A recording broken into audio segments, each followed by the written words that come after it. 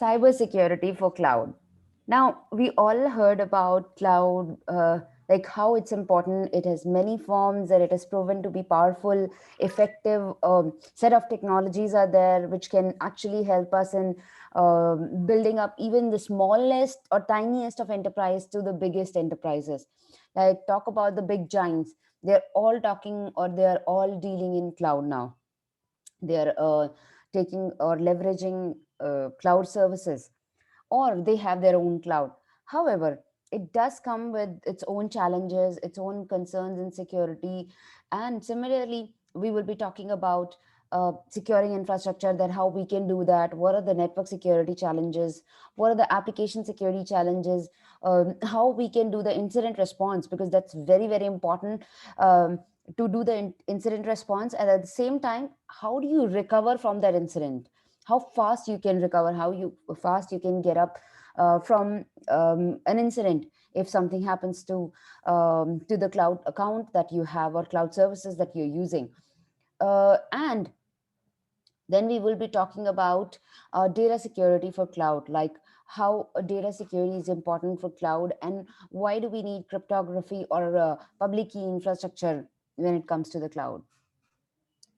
So, as per the stats, there are some basic cloud challenges that we have, and it starts with cloud cost. That how should we control the cloud cost? If we are on cloud and we started using more services, or if suddenly we don't use some service but still we are paying for it, but we need to know how do we do it. So that's one big challenge, wherein you will get the bill in the end, and then you'll be shocked that how it happened. So it happened to one of my friend that uh, he started some services and forgot about it.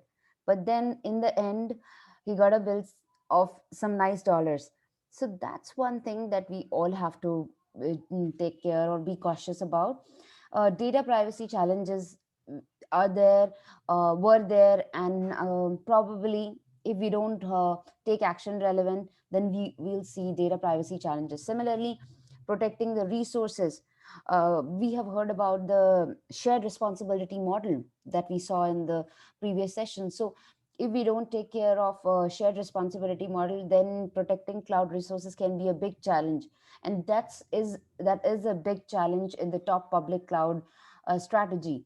Then cloud skills for people. Right now we all are meeting because we want to learn about cloud security, or what cloud in general is, because everyone has their own perception. They speak something about this cloud, that cloud.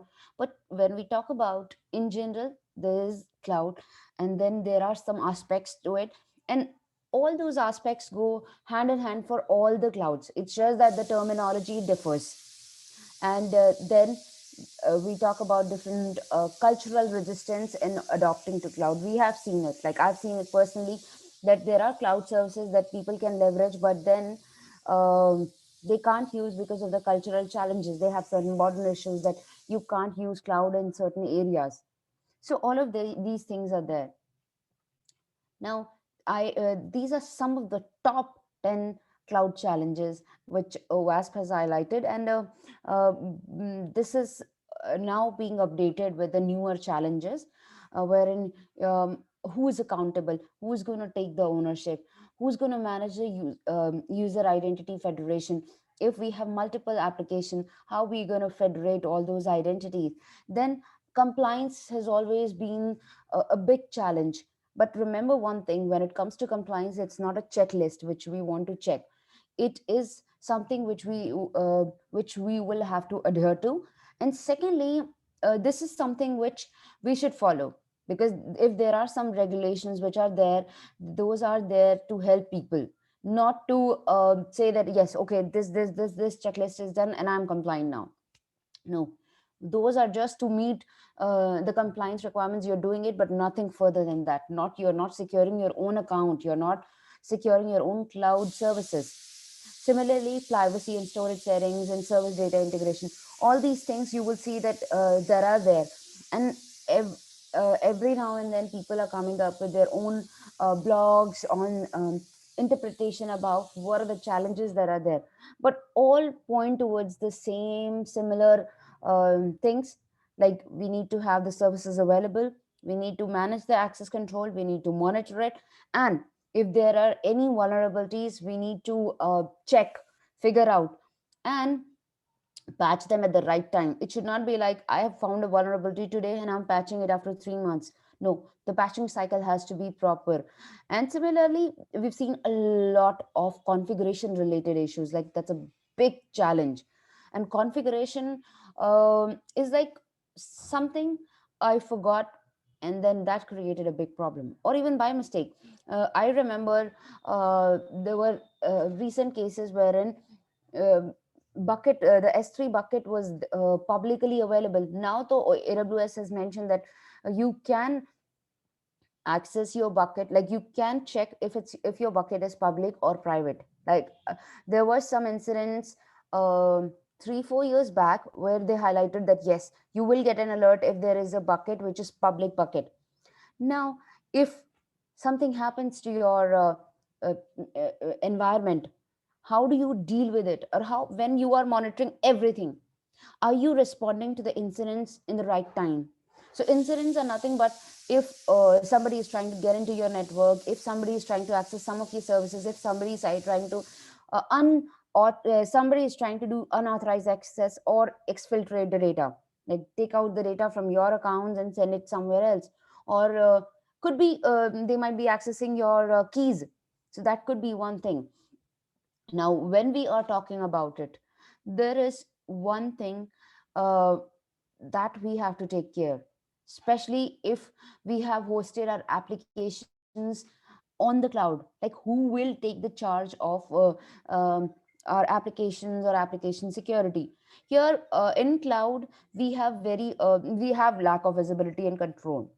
Now, you must have seen that the cloud provider is managing, or cloud service provider, CSP, is managing all of this. So, relating to both public cloud and cloud environments, if there is a loss of services, we will not have visibility what happened in the past. Only the cloud service provider can tell us what happened in the past.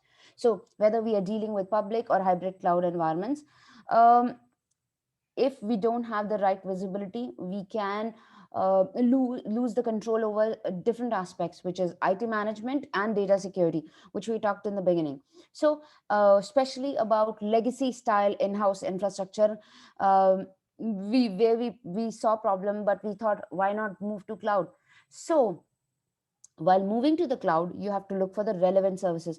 Those legacy things might not be available in the cloud, and if the legacy services are not there in the cloud, how do you manage it? Whether there are any preventive controls that you can leverage. So when it comes to visualizing potential security vulnerabilities, the lack of visibility can lead to a business falling to potential risk that can be there. In some sectors like media, cloud adoption is like very low. It's only I would say past year happened because people were not planning to move, but then they had no choice but to move to cloud. So when it comes to the actual challenges, misconfiguration of application is like one big thing.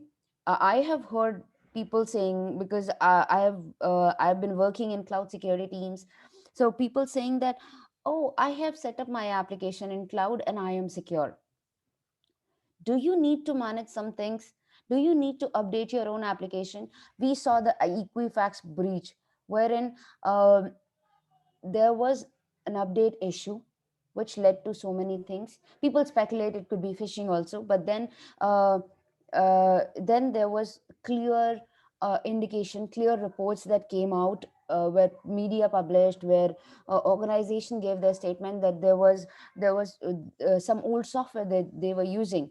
And at the same time, I remember breaches from the top companies where the misconfiguration happened in the application, and lot of users data was made publicly available. Like look at the social media sites whose data is being publicly available, like so many sites. And when they say it's like it was just a minute mistake, okay, it was just a minor mistake, but that led to the huge data loss. And similarly, when we don't have the ample controls, when we don't have the segregation of duties, or when we don't segregate who's accessing what and how we are managing the access in the application, we will see unauthorized access multiple times. Like, I feel that uh, principles of least privilege is very, very important. Recently I was speaking with the one of my friends. So she's just set up a new company, and she was talking about what are the challenges that she's seeing. So unauthorized access is one big thing. I'll tell you why. Now, when we are setting up application, we are setting up roles.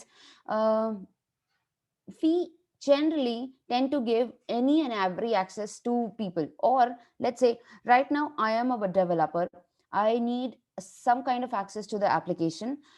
Okay, I have it. Now when it comes to production, there is a production team who actually push the load to production. They have access to it. And now, how come this developer will have access to production? They should not have access to production environment, production application.